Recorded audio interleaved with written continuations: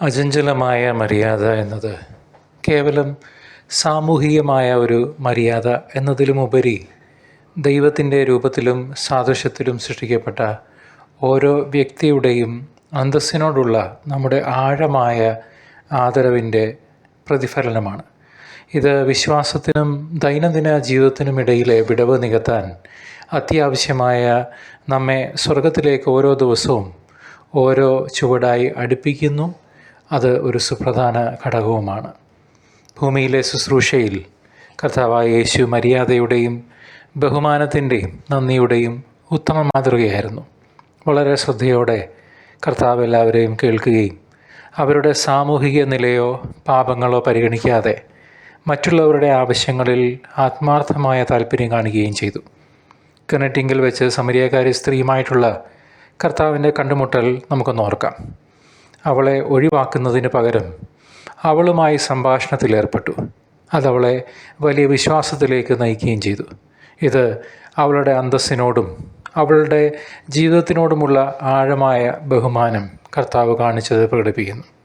മര്യാദ, നന്ദി എന്നീ പുണ്യങ്ങൾ നമ്മുടെ ദൈനംദിന ഇടപഴകലുകളിൽ നിർണായകമാണ്. അത് സാധാരണമായ കണ്ടുമുട്ടലുകളെ കൃപയുടെയും സുവിശേഷവൽക്കരണത്തിൻ്റെയും അവസരങ്ങളാക്കി മാറ്റുന്നു.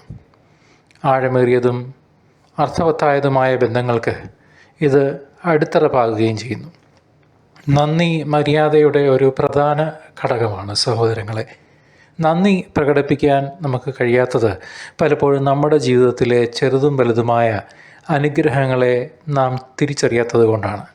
ഇത് അർഹതയുടെ, ഇംഗ്ലീഷിൽ പറഞ്ഞാൽ ഫീലിംഗ് എൻടൈറ്റിൽഡ് എന്ന വലിയൊരു തിന്മയുടെ വികാരത്തിലേക്ക് നയിച്ചേക്കാം. അത് മറ്റുള്ളവരോട് മര്യാദയും ദയയും കാണിക്കാനുള്ള നമ്മുടെ കഴിവിനെ തടസ്സപ്പെടുത്തുന്നു. നമ്മുടെ ആത്മാവിനെ അത് കളങ്കപ്പെടുത്തി കർത്താവിൽ നിന്നും അകലാൻ കാരണമാവുകയും ചെയ്യും. കാരണം നമ്മുടെ ഹൃദയം കുറച്ചുകൂടെ കഠിനമാവുകയും പരിശുദ്ധാത്മാവിൻ്റെ രൂപി നമ്മളിലേക്ക് കടന്നു വരാൻ അത് തടസ്സമാവുകയും ചെയ്യും.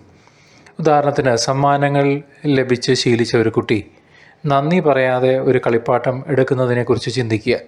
നന്ദിയില്ലാത്ത ഈ ചെറിയ പ്രവൃത്തി അർഹതയുടെ, എൻടൈറ്റിൽമെൻറ്റിൻ്റെ ഒരു ആഴത്തിലുള്ള വികാരത്തിൻ്റെ അടയാളമാകും.